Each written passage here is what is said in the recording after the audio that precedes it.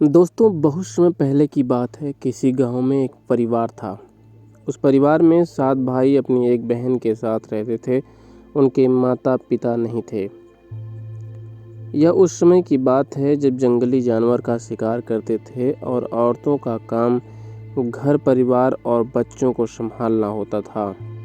ये सातों भाई उस गांव में अपनी बहन के साथ बड़े प्यार से रहते थे। सातों भाई जंगल में जाकर जंगली जानवरों का शिकार करते थे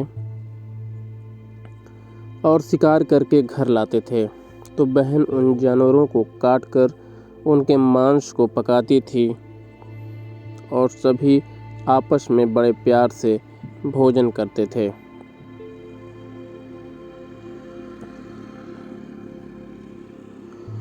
ऐसे ही दिन गुजर रहे थे। एक दिन सातों भाई जंगल में शिकार करने के लिए निकले थे। शाम होने वाली थी और बहन अपने 7 भाइयों के लिए खाना बना रही थी। जब वो चाकू से हरे सब्जियों को काट रही थी, तभी चाकू की धार से एक अंगुली कट गई। कटे अंगुलियों से खून बहने लगा। अब बहन ने कहा कि अगर उनके भाइयों को ये पता चला कि मैंने अपनी उंगली काट लिया है तो वो काफ़ी हैरान हो जाएंगे। इसलिए बहन ने सोचा कि अपने भाइयों को इसके बारे में नहीं बताएगी। उसने अपनी ओढ़नी और दीवारों पर खून को पोंछना चाहा, लेकिन फिर दिमाग में आया कि यहाँ तो मेरे भाई आसानी से देख लेंगे। फिर उसने अपने खून को साग में ही पोंछ दिया और खाना बनाने लगी। जब शाम को सातों भाई शिकार करके आए तो बहन भाइयों के लिए खाना लगाया। आज सातों भाइयों को खाना बहुत पसंद आया और सभी अपनी उंगलियां चाटते रह गए और अपनी बहन की पाक कला का बखान करने लगे। मेरी उम्मीद बहन भी बहुत खुश हुई। अगले दिन सभी भाई सुबह खा पीकर जंगल में शिकार के लिए निकल पड़े। वो शिकार तलाशते तलाशते थक गया और एक पेड़ के छांव में बैठ गए और बातों ही बातों में सातों भाई रात के भोजन के बारे में बात करने लगे। रात में बहन ने जो खाना बनाया था उसी की चर्चा होने लगी। सभी कहने लगे कि इतना स्वादिष्ट खाना उन्होंने कभी नहीं खाया। सातों भाइयों ने विचार किया कि आज इसके बारे में अपनी बहन से जरूर पूछेंगे और जानेंगे साग में उसने क्या मिला दिया था कि साग इतना स्वादिष्ट बन गया। जब सभी भाई घर आए तो अपनी बहन से खाने की इच्छा करने लगे। बहन बड़ी खुश हुई। तब सातों भाइयों ने अपने बड़े भाई ने अपनी बहन से पूछा कि कल साग में ऐसा क्या क्या मिला दिया था कि साग बहुत स्वादिष्ट बन गया था। बहन ने उत्तर दिया। तब बड़े भाई ने बहन को अपनी सौगंध देते हुए कहने लगा कि बहन मुझे सच सच बताती है। तब बहन ने सब कुछ सच सच बताया और कहने लगी कि खाने में मेरा थोड़ा सा खून मिला था, क्योंकि चाकू से मेरी उंगली कट गई थी। बाद में उसके सभी सातों भाई भोजन करके सोने पहुंच गए। उसी सातों भाइयों में से बड़े भाई ने कहा कि खून के चंद रने मिले से साग इतना स्वादिष्ट बन गया तो बहन का मांस कितना स्वादिष्ट होगा। सभी भाइयों ने अपने बड़े भाई की हाँ में हाँ मिलाई और अगले दिन भोजन करके सभी भाई शिकार के लिए निकल पड़े। सातों भाइयों ने अपनी बहन को जान से मारने का प्लान बना लिया और कहा कि उसे अपना मांस पकाकर खाएंगे। लेकिन यह बात सातों में से सबसे छोटे भाई को पसंद नहीं आई। वह अपनी बहन को बचाने के लिए बहुत प्रतिरोधी था। वह फ्रैंक विरोधी नहीं कर सकता था, क्योंकि वह 6 भाई एक तरफ थे और वो अकेला था। शिकार करने के बाद सभी भाई ने एक टीले पर बांस के पट्टों का बना एक चबूतरा बनाया, जिसे चौंग कहते हैं। उनकी योजना यह थी कि बहन को बहला फुसला कर यहाँ लाएंगे और तीर मारकर अपनी बहन की हत्या कर देंगे और उनका स्वादिष्ट मांस खाएंगे। अगले दिन बड़े भाई ने अपनी बहन से कहा कि बहन, अब तुम विवाह के योग्य हो चुकी हो और हम तुम्हारे लिए एक योग्य वर की मांग की है, तो तुम सच संवर कर हमारे साथ चलो। बहन अपने भाई की बात सुनकर खुश हुई और तैयार हो गई। चलते चलते जब बहन ने कहा, तब वह अपने बड़े भाई से कहने लगी कि भाई, और कितना दूर चलना होगा। तब बड़े भाई ने कहा कि बहन, अब थोड़ी ही दूर जो टीले के ऊपर चौंग दिख रही है वहीं पर जा रही है। टीले पर पहुंचकर बड़े भाई ने अपने छोटे भाइयों से कहा कि इसे रस्सी से बांध खंभे के बराबर बांध दो। सभी भाई अपनी बहन को रस्सी से बांधने लगे। बहन बहुत दुखी थी और अपने सभी भाइयों को हत्यारे की नज़र से देख रही थी और वह ईश्वर से कहने लगी कि हे भगवान, ये मेरे भाई मेरे खून के प्यासे हैं। ऐसा कोई भाई नहीं है जो दिल से मेरे प्रति समर्पण हो।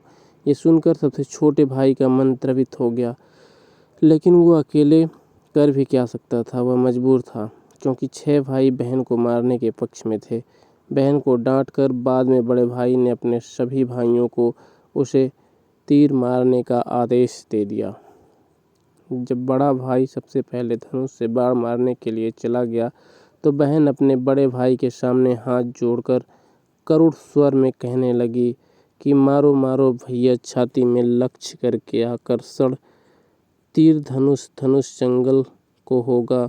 मारो मारो भैया, छाती में लक्ष्य करके, भैया छाती में लक्ष्य करके।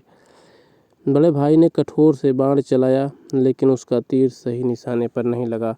अब दूसरे भाई की बारी थी। वह भी बहन को मारने के लिए धनुष बाण उठाया। उसकी भी सामने बहन ने हाथ जोड़कर वही करुणा स्वर गाया शुरू किया और दूसरे भाई का भी निशाना चूक गया। इस तरह से 6 भाई ने अपनी बहन को तीर से मारने की कोशिश की, लेकिन सभी असफल रहे। अब 7वें भाई का नंबर आया और सभी भाई कहने लगे कि भाई, पूरी ताकत से एरो बढ़ाकर बहन को एक ही एरो में ढेर कर देना। यदि आप ऐसा नहीं करोगे तो हम सब मिलकर तुमको मार देंगे।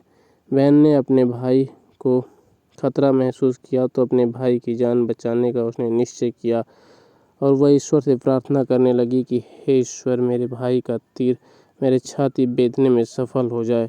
और वह फिर करुण गीत गाने लगी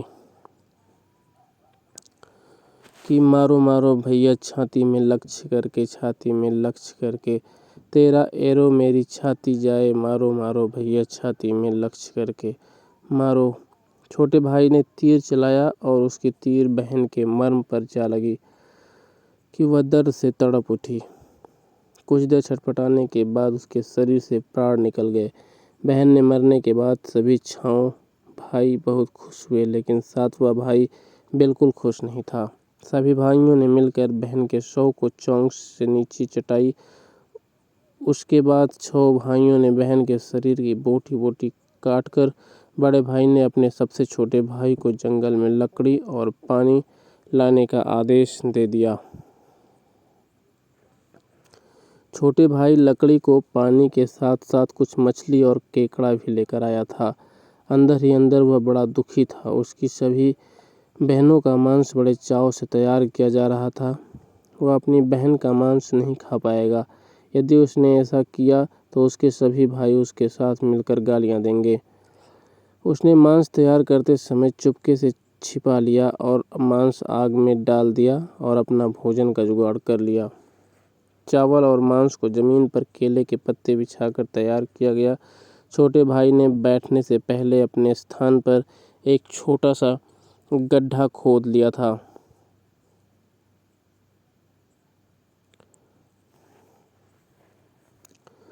उसने केले के पत्ते में परोसी गई बहनों के मांस को उस गड्ढे में डाल दिया और मछली और भात खाने लगा। बाकी भाई अपनी बहन की स्टिक्स लगे 2 छोटा भाई केकड़ा सीसीटीवी लगा भोजन करने के बाद बड़े भाई ने के कहने पर छोटे भाई ने सबका बचा लिया जूठा साफ करने को कहा कि बहन बच गई हड्डियों और उसके अन्य हिस्से जैसे कि सिर पालना रोपण करते हुए उसकी गंदगी में डाल दिया और ऊपर से मिट्टी डाल दी। कुछ समय बाद उसी स्थान पर एक बांस का पौधा उगाया। धीरे धीरे उस स्थान पर बांसों का एक झुरमुट बन गया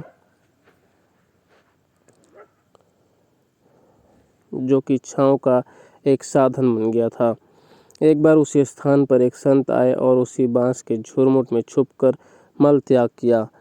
उसी समय आकाशवाणी हुई कि संत दुर्गंध आ रही है, संत दुर्गंध आ रही है। बार बार यह आकाशवाणी हो रही थी तो संत ने झटपट उस स्थान को साफ कर दिया और उसने झुरमुट में से एक बांस काट लिया और उसका बांसुरी बना ली और वह बांसुरी को लहराकर लोगों के घर भिक्षा मांगते हुए जाते थे और बदले में बहुत सारा उपदेश देते थे। एक दिन की बात है कि संत उसी गांव में उसी बड़े भाई के द्वार पर गए। तब 6 भाई का विवाह हो गया था और 7वें भाई का विवाह अभी नहीं हुआ था और वो अकेला और अलग रहता था, क्योंकि ये अपने भाइयों से इसकी पटती नहीं थी। ज्यों ही संत ने बड़े भाई के घर में कदम रखा, उसी समय बांसुरी बोल उठी कि नहीं बाजो रे बांसुरी, यही है दुश्मन सबसे बड़ा। बड़े भाई के घर नहीं बाजो रे बांसुरी। मर्सी प्रेम सब देने वाले रिश्ते को यही लेबल लगाया है। नहीं बाजो रे बांसुरी, यही दुश्मन है सबसे बड़ा।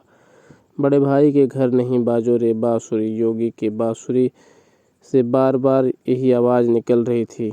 सुनकर बड़े भाई के पसीने आने लगे। उसने अपनी पत्नी से योगी को तुरंत भिक्षा देकर विदा करने को कहा। ऐसे करके संत 6 भाइयों के पास सभी के सामने यही बांसुरी समान गीत सभी भाइयों ने अपनी पत्नी से भिक्षा दिलवाकर उस संत को अपने द्वार से विदा कर दिया, क्योंकि ये आवाज़ उनके कानों में चुभ रही थी।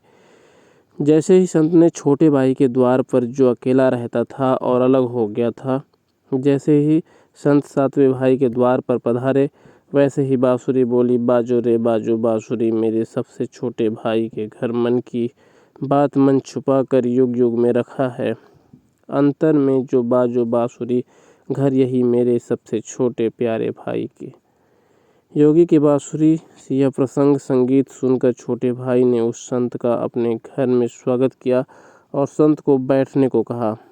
संत को जलपान कराया और छोटे भाई ने बांसुरी के बारे में योगी से पूछा तो संतों ने सब कुछ कह सुनाया कि उसने कैसे बांस को काटकर बांसुरी बनाई है और कैसे आकाशवाणी हुई थी। छोटे भाई ने संत से विनती की कि वह इस बांसुरी को मुझे दे दे। यह सुनकर संत ने उसे बांसुरी प्रदान किया। संत के जाने पर छोटे भाई ने बांसुरी को अपने सिरहाने पर धूप दीप जलाकर बड़े सम्मान के साथ रख लिया। कुछ समय बाद छोटे भाई के घर में परिवर्तन दिखाई देने लगा। जब वो काम से घर लौटता तो अपना घर साफ सुथरा पाता। जब रोज़ रोज़ उसके गैर मौजूदगी में अपने घर की सफाई होने लगी तो वह अपने भाइयों से चिढ़ गया कि हमारे गैर मौजूदगी में क्या आप लोग हमारे घर की सफाई करते हैं? तो सभी ने कहा कि हमें अपने काम से ही फुर्सत नहीं, तो हम आपके घर की सफाई करने के लिए क्यों आएंगे? यह सुनकर छोटे भाई ने निश्चय किया कि वह आज छुप कर देखेगा कि उसका गैर मौजूदगी में उसके घर की सफाई कौन करता है। वही छोटा भाई काम पर नहीं गया और घर में छुप कर देखने लगा।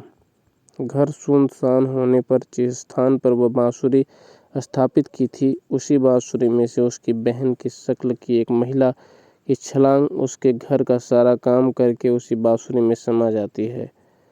यह सब देखकर छोटे भाई को अपने आँख पर विश्वास नहीं हुआ। उसके बाद उसने यह बात अपनी बड़ी भाभी से बताई तो बड़ी भाभी अपने छोटे देवर की योजना बताई, जैसे कि महिला बांसुरी से निकलकर बांसुरी आग के हवाले कर देना और बाद में उस पर तुलसी जल छिड़क देना, फिर देखो कि क्या होता है। छोटे भाई ने अपनी बड़ी भाभी के अनुसार सारा काम किया। उसने बांसुरी से महिला निकली, उसने तुरंत बांसुरी को आग के हवाले कर दिया और महिला पर तुलसी जल छिड़क दिया।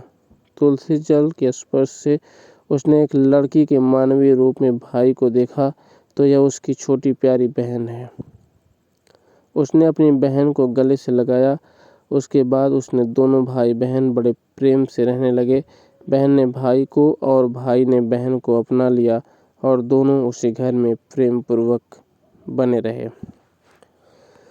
अगर आपको हमारा ये वीडियो पसंद आता है तो प्लीज़ हमारा चैनल स्मार्ट स्टोरी मेकर को लाइक शेयर और सब्सक्राइब ज़रूर करें। धन्यवाद।